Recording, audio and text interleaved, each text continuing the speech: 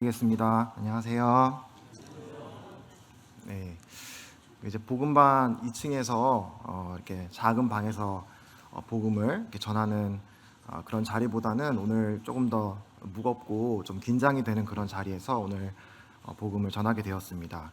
하지만 이제 전해지는 이제 복음 말씀을 통해서 여기 계신 모든 분들 마음 가운데 다시 한번 그 첫사랑을 기억하고 또 은혜와 또 유익이 그런 되는 시간이 되기를 기도하는 마음으로 말씀을 나누도록 하겠습니다.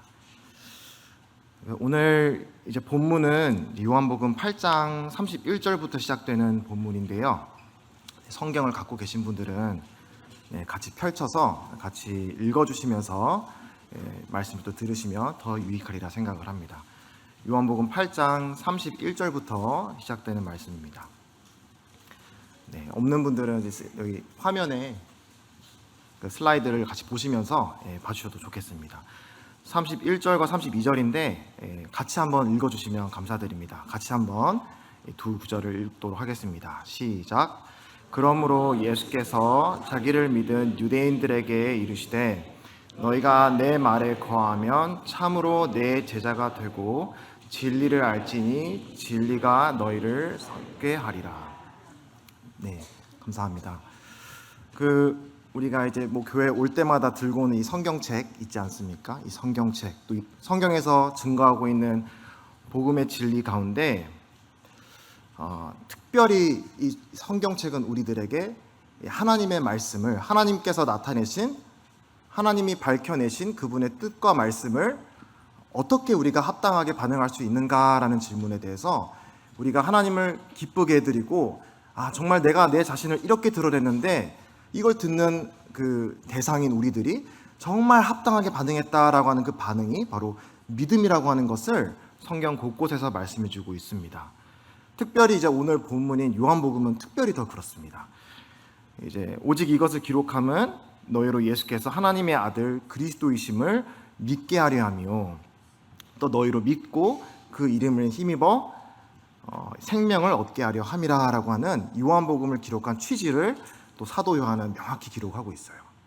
그래서 이 성경을 읽으면서 우리 예수님이 누구이신지 믿어지지 않는다 그러면 이 성경의 의도하는 목적과는 맞지 않는 그런 반응을 사실은 보이고 있다라고 말씀드릴 수 있겠습니다.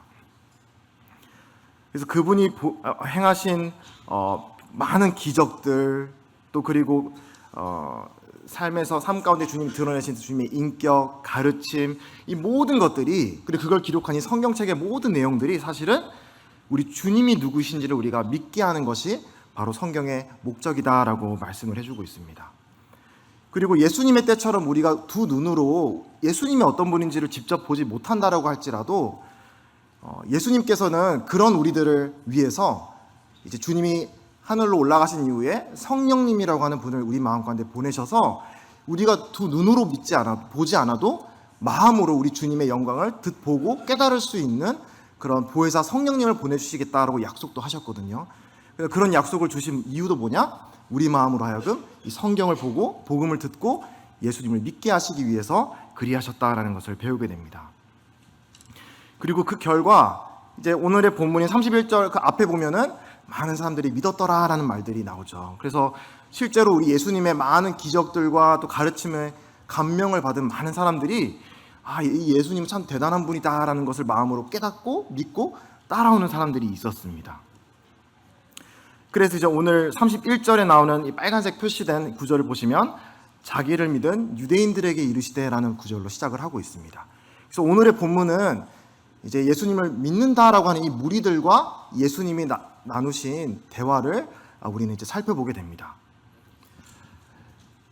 그런데 이제 놀랍게도 우리는 이제 이 구절 뒤에 이어지는 내용들을 쭉 살펴보게 되면 이 민노라고 하는 유대인들 가운데서 하나님의 생명과는 관련이 없는 그런 사람들의 모습을 보게 됩니다.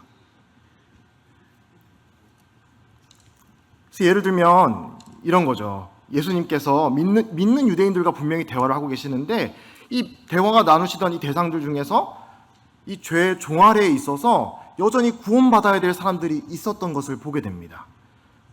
그리고 하나님께 속하지 않고 주님이 전하시는 진리의 말씀을 듣지도 않고 깨닫지도 않는, 그래서 오히려 아비인 마귀에 속해 있다라고까지 하는 예수님께서 말씀하시기도 하시고요.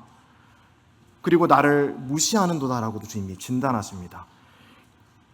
그리고 이제 대화를 나누는 중에 예수님께서는 이 믿음, 정말 나를 믿어다오라고 하는 그런 절박한 마음으로 예수님께서는 하나님이 보낸 하나님의 아들이심을, 하나님 아버지와 동등되신 분이신 것을 밝히 드러내시는데, 그 말을 듣고 너무 화가 나고 막 흥분이 돼서 59절에 돌을 들어서 예수님을 치려고까지 드는, 이런 예수님을 미워하고 적대하는 사람들이 이제 어디에서 나왔느냐?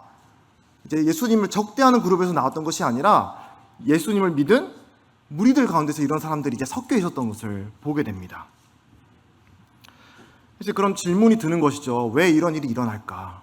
왜 예수님을 믿는, 예수님이 얼마나 선한 일을, 그리고 하나님이 아니고서는 할 수 없는 이런 기적들과 가르침을 보여주시는데도 그 믿는 무리들 가운데서 왜 이렇게 예수님을 죽이기까지 미워하는 그런 사람들이 나타나게 됐을까라고 하는 질문을 우리가 이제 할 수밖에 없습니다.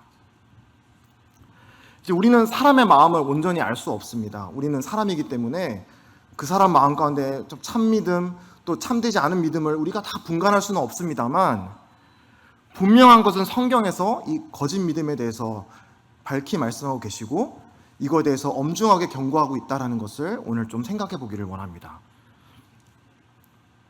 예전에도, 이 사건 이전에도 비슷한 사건이 있었습니다. 요한복음 2장 말미에 비슷한 표현이 나오고 있거든요. 제가 한번 읽어보겠습니다. 요한복음 2장 23절부터 25절인데요. 읽어보겠습니다.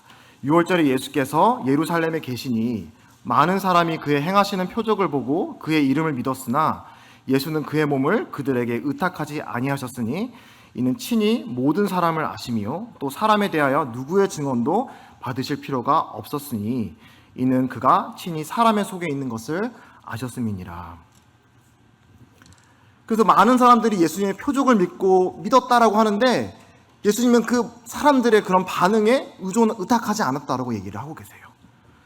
하나님이, 그리고 우리 예수님이 진짜 주목하시는 것이 무엇일까라는 것을 우리가 배우게 되는데, 예수님은 얼마나 많은 회중이 그분을 따라오는지에 대해서는 관심이 없으셨습니다. 그리고 사람들이 얼마나 극적으로 열광적으로 예수님께 환호하는지에 대해서도 예수님은 그렇게 관심이 없으셨습니다. 그리고 또한 내가 어떤 믿음을 가진 부모님 아래 태어났다라던가, 또 얼마나 정통성 있는 신앙 공동체 안에서 내가 소속돼서 종교 생활을 열심히 잘하고 있는가, 이것에 대해서도 우리 주님은 오히려 그런 것들이 하나님과 내가 생명의 관계를 맺는 데 있어서는 아무런 관련이 없다라고 하는 것을 여러 군데에서 말씀을 하고 있습니다. 그래서 25절의 마지막 표현에 나오는 구절처럼 친히 사람의 속에 있는 것을 아시는 분, 우리 예수님은 우리의 속을 아시는 분이시거든요. 이 예수님은 참된 믿음을 가지고 그분을 따라오는 한 사람 한 사람, 그것이 비록 소수이라고 할지라도 그 예수님을 참된 믿음을 가지고 따라오는 그 제자를 바라보시는 것입니다. 그리고 그 참 제자를 길러내고 양육하시는 일에 우리 주님은 더 큰 관심을, 그리고 성경을 보더라도 그와 같은 제자들에게 더 많은 우리 주님의 가르침과 또 이런 관심이 쏠려 있는 것을 우리는 보게 됩니다. 그래서 이제 어떤 분들은 우리가 이제 거듭난다라고 하는 것, 구원받는다라고 하는 것과 이제 제자로 자라가는 것은 다른 것이다라는 것을 구별해서 말씀을 하곤 합니다.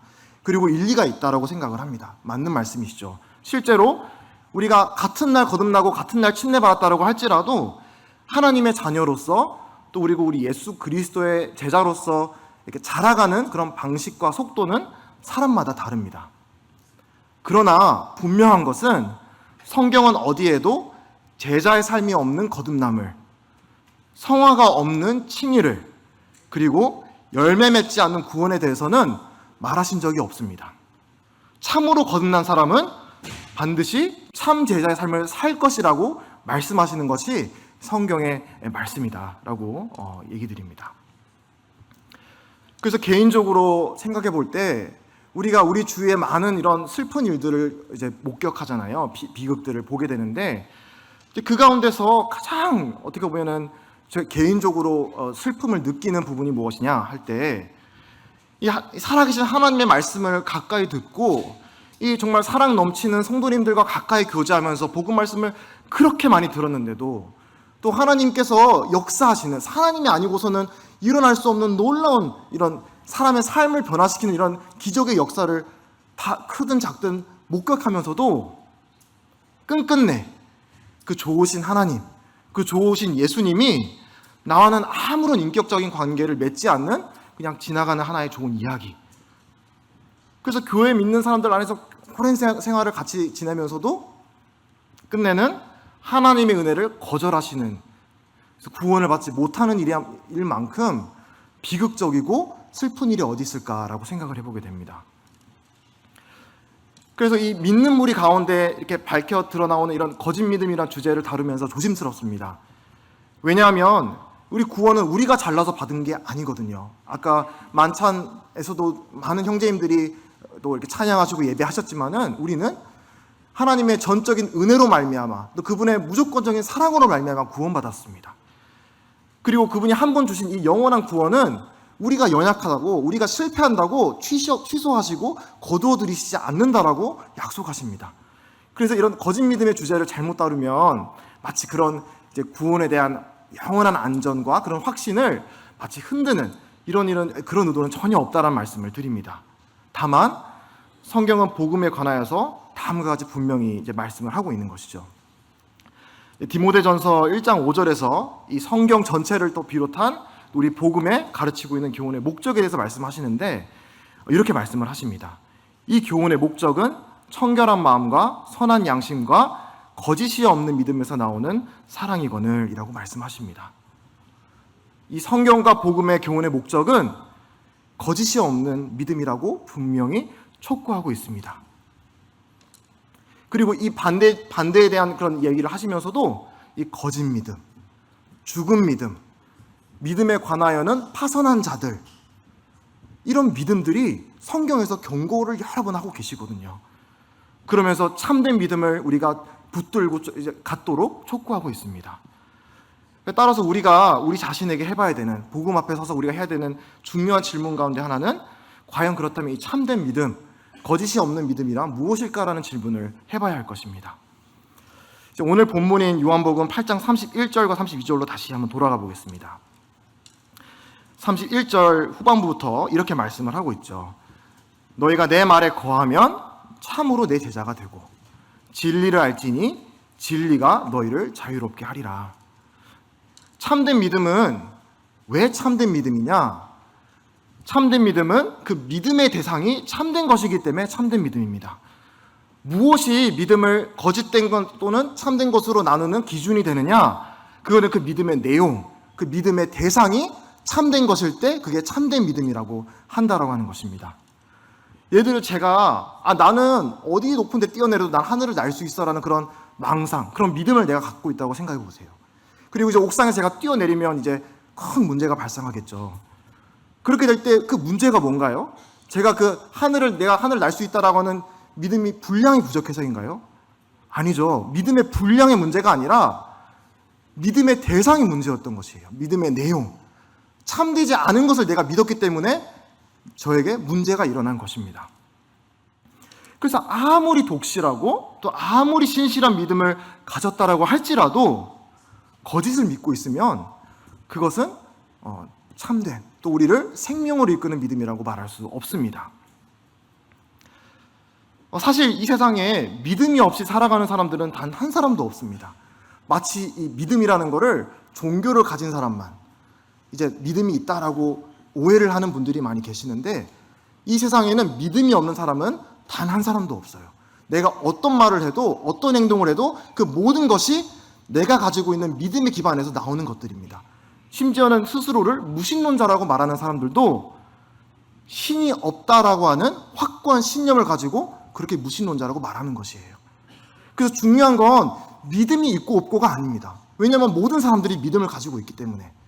중요한 거는 참된 것에 믿음을 두는 것, 나를 생명으로 이끌 수 있는, 내 삶을 영원한 행복과 만족을 줄 수 있는 것에 내가 행복을 두고 살아가는 것이 중요한 것인데, 근데 여기서 말씀하고 있듯이 이 참 믿음, 이 참 제자의 삶의 척도가 어디 있느냐?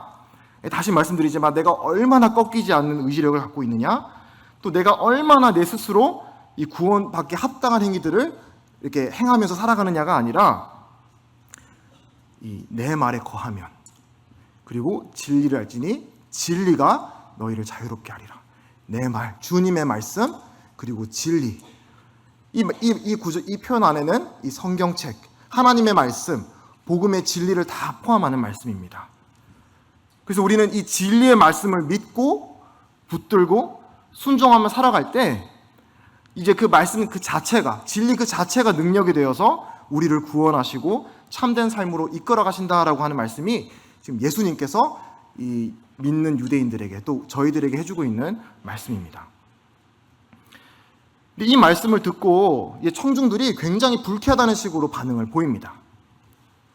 33절에 보면은 유대인들이 이렇게 말을 합니다. 그들이 대답하되 우리가 아브라함의 자손이라 남의 종이 된 적이 없거늘 어찌하여 우리가 자유롭게 되리라 하느냐. 유대인들은 자신의 혈통 그리고 어떤 민족적인 자긍심을 내세워서 예수님께 항변하고 있습니다. 그리고 이 유대인들의 반응이 아예 이해가 되지 않는 것이 아닙니다. 왜냐하면 우리 오늘날 이제 우리 현대인들에게도 누군가에게 이제 교회를 다니지 않는 분들 특별히 당신은 노예입니다, 당신은 종입니다라는 말을 들으면 이 자연스럽게 우리 마음 가운데 나오는 이 저항감, 이제 불쾌감이 있기 마련이거든요. 나는 자유한 사람인데, 나는 내가 주인되어 살아갈 수 있는 사람인데 너가 뭔데 나를 노예라고 그래? 너가 뭔데 나를 종이라고 그래? 라고 하는 그런 불쾌감이 마음속에 자연스럽게 튀어나옵니다. 그런데 이제 예수님은 그런 어떤 정치적인 또는 사회적인 의미로서 이 종이 되었다고 말씀하신 것이 아니라 그들의 보다 이 본질적인 그들의 영의 문제를 말씀하신 것입니다. 그래서 다시 말씀드리지만 내가 외적으로 어떤 환경 속에 이제 태어나서 이제 어떤 환경 속에서 내가 살아가냐고 하는 것은 이제 구원을 보장해주지 않는다라는 걸 말씀드릴 수 있겠죠. 이제 우리 교회 학생들에게 종종 이제 학생회에서 복음을 전할 때도 제가 이제 강조하는 부분, 왜냐하면 저의 이제 경험이기도 했거든요. 저희 부모님이 믿는 분이셨기 때문에 이제 내가 어떤 신앙을 가지고 있는 부모님 아래 태어나서 또 얼마나 오랫동안 또 얼마나 건강한 교회에서 잘 출석해서 지내왔느냐라는 것이 이 하나님과 나와 이 생명의 관계를 맺는데 하나도 그런 외적인 것들은 보장해주지 않는다. 너가 구원받지 않으면 결국 멸망할 수밖에 없다라고 하는 이 메시지를 제가 중학교 때 처음 듣고 너무 무섭더라고요. 내 부모님의 그늘 아래에 있는 게, 이 교회 그늘 아래에 있는 게 나의 영혼을 책임져 줄 수 없는 거구나라는 것을 깨닫고 이 구원을 이제 그때부터 심각하게 진지하게 찾기 시작했었습니다. 이제 물론 부모님의 신앙과 건강한 교회에 출석하고 있다는 것이 제가 나쁘다고 말씀드리는 것이 결코 아닙니다. 그것들은 다 우리 개인에게 있어서 아주 큰 축복이자 기회입니다. 하지만 내가 어떤 종교적인 그리고 신앙적인 테두리 안에 있다는 사실만으로 이렇게 안주하고 있는 분이 계시다라고 한다면 오늘 예수님께서 주시고 있는 이 엄중한 이 경고의 말씀을 다시 한번 고려해 보시기를 바랍니다. 그래서 이제 유대인들은 우리는 누군가의 종이 된 적이 없다라고 주장을 하고 있는데 이에 대한 이제 대답이 34절 다음 구절에 나오고 있습니다. 예수님이 이렇게 대답을 하시죠. 예수께서 대답하시되 진실로 진실로 너에게 이르노니 죄를 범하는 자마다 죄의 종이라. 이제 복음서를 보시면 진실로 진실로 이르노니 라는 말이 많이 나오는데 이 표현을 쓸 때는 특별히 중요한 거니까 귀 기울여 라고 하는 예수님의 독특한 표현입니다. 이건 이제 꼭 기억해야 돼 라고 하는 이제 말씀이신 것이죠. 예수님은 그들의 이제 외적인 측면이 아니라 그들의 영혼이 무엇으로부터 자유로워져야 되는지를 말씀하십니다. 그러면서 이제 예수님이 죄라고 하는 단어를 이제 끄집어 오셔서 죄와 또 우리 사람 사이의 관계를 주인과 종의 관계로 설명을 하십니다. 보통 이제 우리가 흔히 죄라는 말을 들으면 어떤 인식을 갖고 계신가요? 특히 이제 우리 일상적으로 쓰는 이제 죄라고 하는 말은 성경이랑은 좀 사뭇 다른 것 같습니다. 보통 죄라고 하는 말을 일상적으로는 아주 흉악한 죄, 이제 감옥에 갈 만한 그런 아주 법을 어기는 그런 죄를 우리는 죄라고 이제 인식을 하곤 하는데, 그러나 성경에서 말하는 죄는 단순히 어떤 법을 어기는 그런 차원의 죄보다는 더 넓은 의미를 말씀해주고 있습니다. 여기에 죄를 범하는 자마다 죄의 종이라고 하고 있죠. 죄는 결국 우리의 주인이다라고 하는 말씀인 것입니다. 다시 말해서 죄는 우리 사람의 마음과 생각과 말과 그리고 행동을 지배하고 있는 아주 강력한 권세라고 하는 것을 예수님은 지금 지목하고 있는 것입니다. 그래서 종은 자유롭게 행동할 권리가 없습니다. 종은 자기가 어디로 움직이느냐도 다 주인이 허락해주는 만큼 움직일 수 있습니다. 그리고 그 종의 선택권도 이 주인의 선택권 안에 의존되어 있습니다. 주인의 뜻이 곧 종의 뜻입니다. 그래서 이제 이런 말씀을 이제 드리면 이제 어떤 사람들은 무슨 말이야, 나는 내가 내 삶의 주인에서 잘 살아가고 있는데 어떻게 죄가 나의 주인이라고 말할 수 있어? 난 내가 원하면 죄 안 지을 수 있어. 누가 나를 건들지만 않으면 나 죄 안 짓고 살 수 있어 라고 말하곤 합니다. 근데 이제 많이 듣는 말일 수도 있는데 이런 말을 이제 많이 듣곤 하는데요. 어떤 말이냐면, 너가 나를 이렇게 행동하게 만들었어. 너가 아니었으면 나 이렇게 행동할 필요가 없는데 너 때문에 지금 내가 이렇게 행동하는 거잖아. 너가 그렇게 나를 자극하고 나한테 원인 제공하니까 내가 지금 이렇게 성질 내고 이렇게 행동하는 거 아니야? 라고 하는 이런 말, 이제 누가 많이 하는 말이냐면 제가 많이 하는 말입니다. 언제 하냐?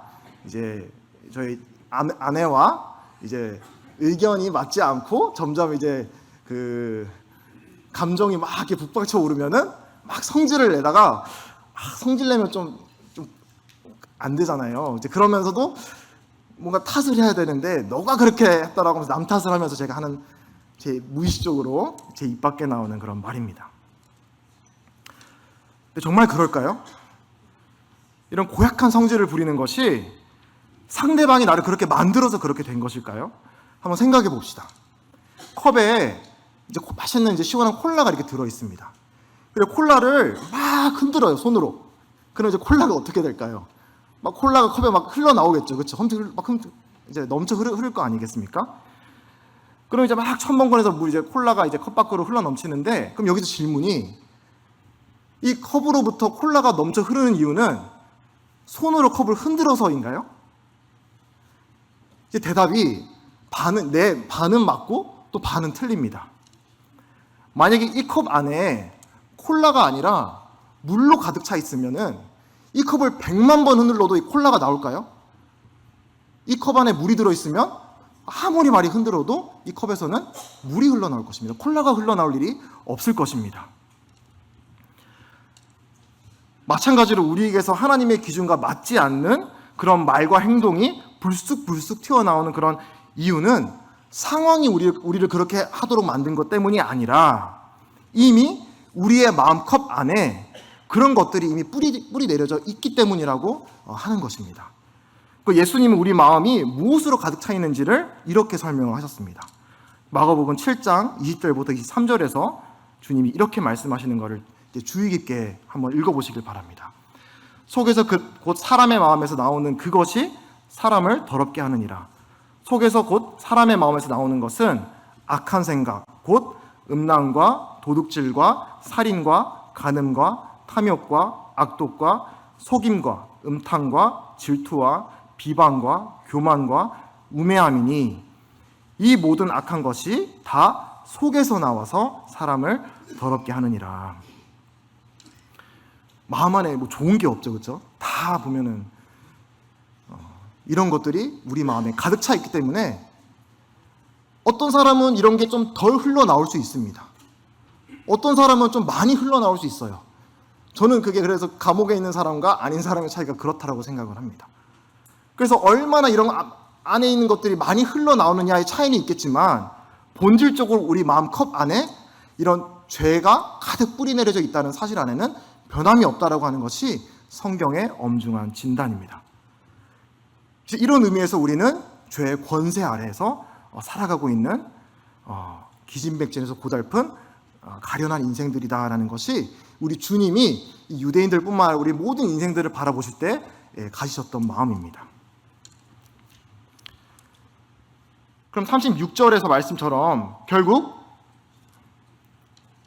어떻게 하면 그럼 우리가 이제 이 죄의 종으로부터 우리가 이제 죄의 종의 사슬로부터 우리가 끊어낼 수 있는가?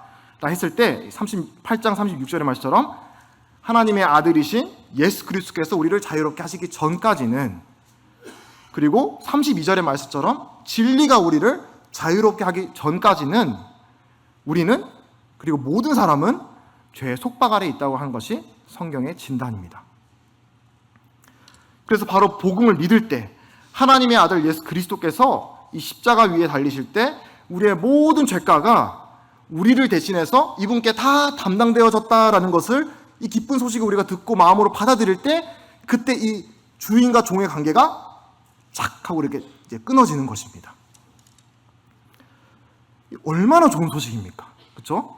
우리 힘으로 끊어낼 수 없는 이 죄의 종의 사슬을 이 아들이 끊어내시길 원하셨고, 이걸 이제 마음으로 받아들이기만 하면 끊어진다라고 하는데, 왜 이 진리의 말씀, 왜 복음의 말씀을 받아들이지 않는가? 이 좋은 말씀을 믿을 수 있는 근거가 부족해서일까?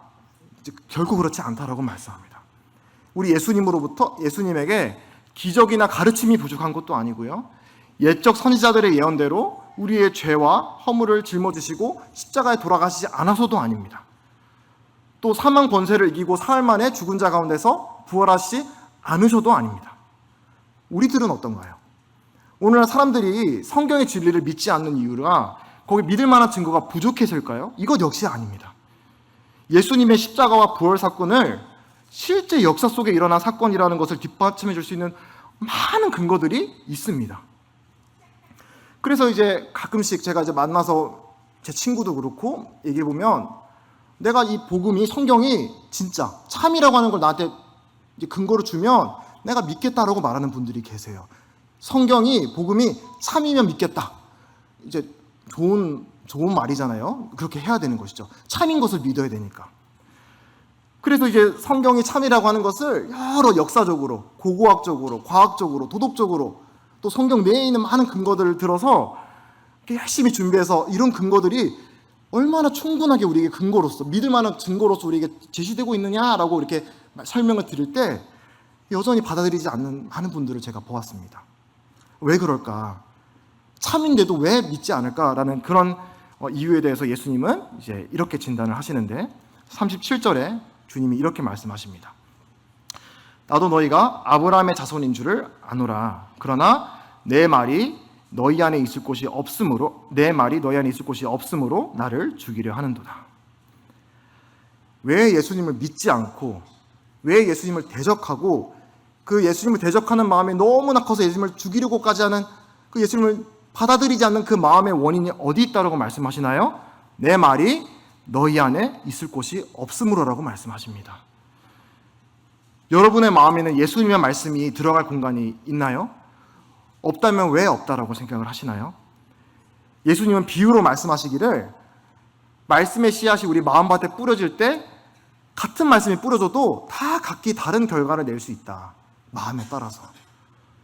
어떨 때는 그냥 그 말씀 자체를 깨닫지 못해서 사탄이 우리 마음에 그냥 말씀을 착 쪼아서 그냥 앗아가는 경우도 있고, 또 처음에는 기쁨으로 받았는데 그 속에 뿌리가 없어서 조금만 어려움이 찾아오니까 이제 금방 넘어지고 열매를 맺지 못하게 되는, 또 세상의 염려와 재물의 유혹으로 말씀이 막혀서 이제 결실을 내지 못하는 경우도 있다라고 말씀하십니다. 어떤 이유가 되었든 나의 마음 가운데 예수님의 말씀이 어떤 자리를 차지하느냐라고 하는 문제가 곧 내가 예수님을 어떻게 대하느냐는 문제와 직결된 문제라는 그 의미가 지금 이 구절에 담겨 있습니다. 그리고 이제 진리를 배척하는 두 번째 이유를 또 예수님은 이렇게 말씀을 하시는데요. 46절과 47절을 보시면 예수님께서 이렇게 말씀을 하십니다. 너희 중에 누가 나를 죄로 책 잡겠느냐? 내가 진리를 말하는데도 어찌하여 나를 믿지 아니하느냐? 하나님께 속한 자는 하나님의 말씀을 듣나니 너희가 듣지 아니함은 하나님께 속하지 아니하였음이로라. 유대인들은 자신들이 우리의 아버지는 아브라함입니다. 우리의 아버지는 하나님입니다. 라고 하면서 어떤 자신의 전통과 또 혈통을 내세웠지만, 예수님이 중요시 여기셨던 것은 그런 외적인 것이 아니라 그들 안에 있는 그런 본질, 마음, 영적인 문제를 더 심각하게 바라보셨습니다. 아무리 훌륭한 배경을 가지고 있다고 하더라도 예수님이 보시기에 하나님의 생명이 그들 안에 없다라고 하는 지금 진단을 내리고 있는 것입니다. 심지어는 그냥 하나님에게 속하지 않았다라고 말하는 데서 끝나는 것이 아니라 그 앞에 구절을 보시면 처음부터 살인한 자요, 거짓말쟁이요, 거짓의 아비인 마귀의 자식이라고 말씀하십니다. 엄청 혹독한 진단이죠. 우리가 복음 전할 때 이제 이런 말을 잘 못하죠, 사실은. 얼마나 마음이 이렇게 상하겠습니까? 근데 예수님이 이런 진단을 내리고 있는 것입니다. 그러면서 너희는 너희 아비가 행한 일들을 행하는도다 라고 말씀하십니다. 하지만 주님이 말씀하시기를 내가 누구에게 속한 사람이라고 하는 것은 우리의 입술이 아니라 이제 우리의 삶으로 입증된다라고 말씀하십니다. 이 사도 바울도 우리 믿는 사람들에게도 우리가 하나님의 이 크신 은혜의 구원을 받기 이전에 어떤 삶 가운데 우리가 어떤 위치에 있었느냐라는 걸 기억해라라는 것을 이제 에베소서 2장에서 말씀을 하시는데, 이 구절을 한번 읽어보도록 하겠습니다. 에베소서 2장 2절부터 3절 말씀인데요, 이 구절은 믿는 그리스도인들에게 주시고 있는 서신입니다. 우리 믿는 사람들에게도 이와 같은 말씀을 주고 있는 것이죠. 그때 너희는 그 가운데서 행하여 이 세상 풍조를 따르고 공중에 권세 잡은 자를 따랐으니 곧 지금 불순종의 아들들 가운데서 역사하는 영이라. 전에는 우리도 그 가운데서 우리의 육체의 욕심을 따라 지내며 육체와 마음에 원하는 것을 하여 다른 이들과 같이 본질상 진노의 자녀였더니, 다른 이들과 같이, 우리가 잘나서 구원받은 게 아니라 우리 모든 다른 그냥 죄 종 아래 태어난 사람들과 같이 이 공중의 권세 잡은 이 마귀의 자녀들로, 마귀를 따르는 사람들로 살았던 것을 기억해라라고 말씀을 하십니다. 이런 너희가 잘나서 구원받은 게 아니라 이렇게 구원받을 수 없는 하나님의 진노의 타깃이 될 수밖에 없는 너희들을 하나님이 그보다 더 크신 사랑과 긍휼로 말미암아 너희가 그 믿음 하나를 보시고 너희를 구원하시지 않았느냐? 우리에게 자랑할 것이 어디 있겠느냐? 이 놀라운 사랑, 은혜와 은혜를 기억하면서 그리고 힘입어서 우리가 이제 주님이 부르신 몸된 지체로 부르신 이 그리스도의 몸된 교회 안에서 화평을 이루고 연합을 이루고 선을 이루고 힘써 사랑하자라고 하는 그 이제 교훈이 이제 에베소서 2장 말씀에 이제 2장에 나오는 교훈의 요지입니다. 그래서 반드시 우리가 기억해야 될 거는 내가 잘나서가 아니라 우리 모두가 다 우리의 옛 주인이 또 우리 옛 아비가 누구였는지를 날마다 기억하고 이제는 새로운 주인 그리고 새로운 아버지가 누구이신지를 감사하면서 찬양드리면서 또 겸손히 그 주님을 섬기면서 살아가도록 바울은 말씀해주고 있습니다. 하나님 앞에서 죄와 허물로 죽었던 이제 나의 영이 살아나서 이제 그분과 영생 복락을 누리는 그런 관계가 맺어지는 문제는 나의 외적인 백그라운드의 문제가 아닙니다. 이제 많은 분들이 사랑하고 또 암송하는 구절이 이제 요한복음 1장 12절 13절에 나오는데요. 아마 많은 분들이 암송하실 것입니다. 영접하는 자 곧 그 이름을 믿는 자들에게는 하나님의 자녀가 되는 권세를 주셨으니 이는 혈통으로나 육정으로나 사람의 뜻으로 나지 아니하고 오직 하나님께로부터 난 자들이니라. 구원의 역사는 우리 인간이 통제하거나 만들어낼 수 있는 일이 아니라고 하는 것입니다. 우리를 속박하고 있는 죄의 문제는 우리 스스로 힘으로 끊어낼 수 있는 게 아니라 우리를 자유케 하시는 그 하나님의 영께서 역사하셔야만 이게 끊어지는 것이라고 얘기하고 있는 것이죠. 어떻게 본질상 진노의 대상이자 하나님의 원수되었던 우리들이 감히 성도라고 하나님의 자녀라고 일컬어질 수 있을까요? 이건 우리의 힘으로 되지 않습니다. 제가 이제 복음을 전할 때 자주 드는 예가 있는데 이제 우리가 하나님께로부터 난 자들이니라 구원은 거듭난다라고 하는 것은 태어남의 문제라고 하는 것이잖아요. 하나님의 자녀가 되는 거. 그래서 이제 입양이라고 하는 것을 우리가 한번 비추어 볼 때 이것을 좀 이해하기 쉽다라고 생각을 합니다. 어떤 아이를 새 부모가 입양을 하고자 할 때 이제 많은 복잡한 절차가 이제 있지 않겠습니까? 법적으로 이 사람이 이 아이를 위해를 가할 만한 그런 아주 좋지 못한 범죄 이력은 있지 않은지, 경제적인 형편은 잘 이렇게 넉넉한지, 이런 것들을 다 검증을 거친 이후에 이제 입양을 하도록 이제 절차가 다 마련되어 있습니다.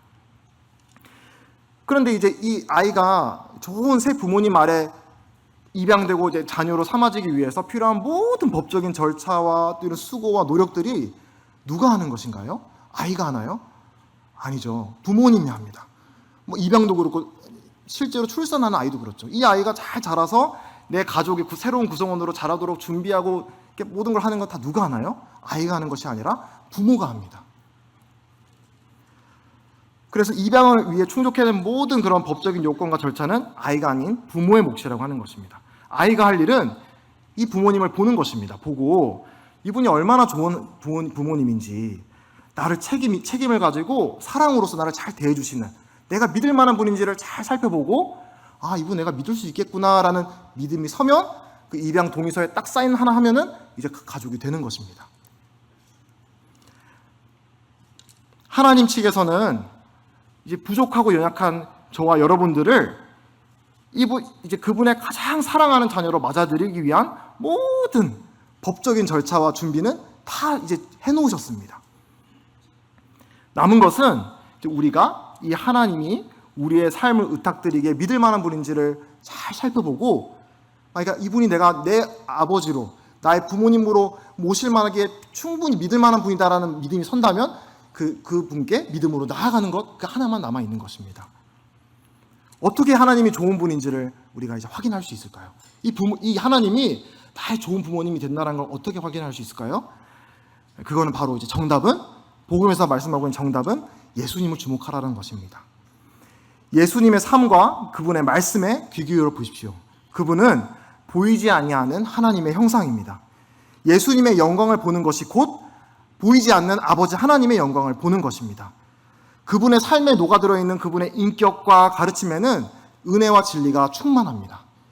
저와 여러분을 사랑하시되 끝까지 사랑하시는, 얼만큼요? 십자가에서 자신의 목숨을 내어놓기까지 사랑하신 그 예수님께서 내가 얼마나 형편없는 사람인가는 관련 없이 누구든지 다가가면 따뜻하게 맞아주실 준비가 되어 있다라고 말씀하십니다.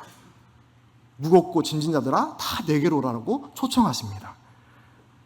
그 어떤 사람의 상한 마음도 멸시하는 분이 아니십니다. 세상에서 가장 온유하시고 가장 겸손하신 이 예수님을 꼭 만나시기를 권유드립니다.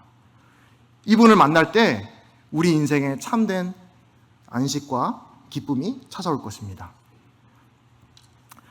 이제 이 아까 요한복음 8장으로 다시 돌아와서 이렇게 예수님은 절박한 마음으로, 사랑 넘치는 마음으로 그들에게 이 참된 믿음을 갖도록 나를 믿어다오라고 외치시는데, 여전히 나의 생각, 우리의 방식, 이걸 내려놓지 못하고 계속해서 믿지 않는 유대인들 속에서 이제 오늘 주님이 하신 두 번째 진실로 이제 구절이 나오는데, 이제 51절 말씀입니다. 네, 이거 함께 한번 읽어주시면 감사드립니다. 51절 말씀인데요, 함께 한번 읽어보겠습니다. 시작. 진실로 진실로 너희에게 이르노니 사람이 내 말을 지키면 영원히 죽음을 보지 아니하리라. 아멘. 이 예수님의 약속은 오늘도 유효합니다. 예수님의 복음 말씀을 듣고 믿고 붙들고 살아가는 모든 사람들에게 하나님은 여기서 말씀하신 영생의 약속을 허락하십니다. 거하면, 또 앞에서는 거하면, 또 여기서는 지키면이라는 말을 쓰고 있죠. 이 참 믿음, 이거 믿음이라고 하는 것은 한 번 듣고 끝나는 일회성의 믿음이 아니라고 하는 것입니다. 물론 우리는 단번의 믿음으로 거듭나는 것이지만, 참 믿음은 우리가 어떤 어려움을 겪든지 간에, 어떤 나의 연약과 실패를 맛보든지 간에 다시 내 마음을 어디로 향하는 것이다? 우리 주님의 말씀, 하나님의 말씀으로 향하는 것이다 라는 것이 예수님의 간절한 외침이다 라는 것을 말씀을 드립니다. 어린이 찬양 중에 이런 찬양 가사를 가진 찬양이 있는데, 제가 좋아하는 찬양인데요, 노래를 좀 못 불러도 이해해 주시기 바랍니다. 예수님이 말씀하시니 물이 변하여 포도주 됐네. 예수님 나에게도 말씀하셔서 새롭게 변화시켜 주소서라고 하는 이제 어린이 찬양이 있는데, 쉽죠? 근데 너무나 깊은 것 같아요. 예수님이 말씀하시니 물이 변하여 포도주 된 것처럼 우리의 마음에 필요한 거는 이 물이 포도주가 변하는 것 같은 획기적인 변화, 새로운 영의 창조가 필요한 것입니다. 이걸 할 수 있는 거는 우리 주님의 말씀뿐이다. 그래서 믿지 않는 분이든 믿는 분이든 우리에게 이 영생을 줄 수 있는 이 주님의 말씀을 주목하시고, 이 말씀을 하고 계시는 예수님이 어떤 분인지를 주목해 보셔서 우리 마음 가운데 이 사랑과 은혜와 이제 평안이 넘치는 그런 우리가 되기를 바랍니다. 네, 기도하고 마치겠습니다. 아버지 하나님, 저희로 하여금 성경을 통해서 들려주시는 이 복음의 말씀이 우리 마음 가운데 심어져서 30배, 60배, 100배 많은 결실을 맺는 그런 역사가 일어나도록 도와주시옵소서. 우리 마음 가운데 믿음을 허락해 주시옵소서. 감사드리며 우리 주 예수 이름으로 기도했습니다. 아멘.